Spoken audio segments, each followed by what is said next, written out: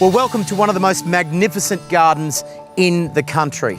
So much so that Stonefields here in Daylesford, just outside Melbourne, has been recognised by royalty. But I've brought you here in the dead of winter for one very good reason, so that the tulips don't distract us, and now we really get to see Paul's magic.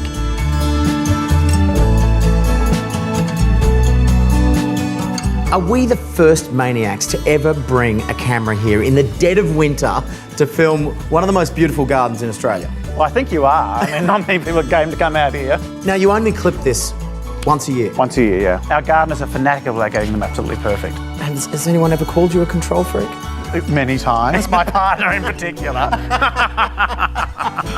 You know, I've been known for my formality. Yes. And this sort of controlled look. Yes. But the older I get, the softer I'm getting, and I'm sort of really trying to fight against it. Yes. So lots of parts of the garden are a lot softer. And I really are fighting with the gardeners. I want to pull out a lot of the box hedging here. Really? Yeah. I never thought I'd heard that come out of your I'm not going mouth. to touch the parterres, but the rest I want to take all the box hedge out. Have you had the royals out here yet? No. They must know about it. No, I got a nice letter from Prince Charles because he got my book on this garden. Really? And gave me a lovely comment on how beautiful it looks. So that was quite touching.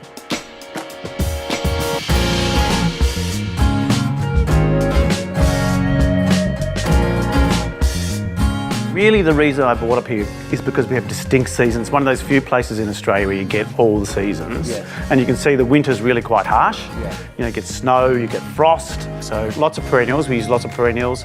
They're great in spring, summer and autumn. So in a way, being a landscape designer, and I've often tried to explain this to many people in the past, I think our job is tougher because an architect can put some bricks and mortar in place and nothing ever changes. That's right, yeah. Whereas we actually have to predict the season, we have to predict the colour, we have to predict the size of the plant. That's right, and you've got to nurture them.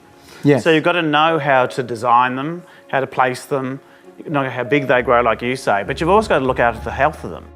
What are your thoughts about drought now? I mean, do we have to start thinking differently with climate change? We definitely have to, yeah. I mean, I've been up here for 20 years and I've seen it go through cycles of drought, but every year it's getting hotter and drier. There's no doubt about it. And what have you had to change to adapt?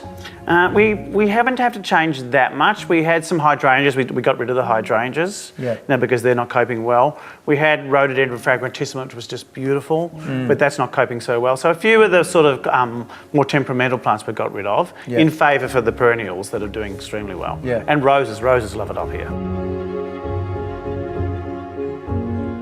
The level change is extraordinary up here. I mean, from where the house sits, there's probably 150 metres drop. How did you first envisage this platform?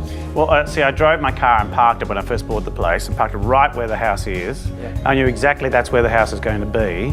And then it was a very precise set of calculations to work out the exact level of the lawn because I didn't want to block the view of the valley, but I wanted to block the foreground view. So I didn't want to see the messy paddocks in between, I just wanted to see that lovely view of the valley. I know a lot of designers, for them touching the earth lightly is really important. Yes. For me, it was all about sculpting the earth and getting the exact levels that I wanted. Yeah. I just loved it when the big tractors came in and started creating these terraces. It would have been exciting. It was really exciting.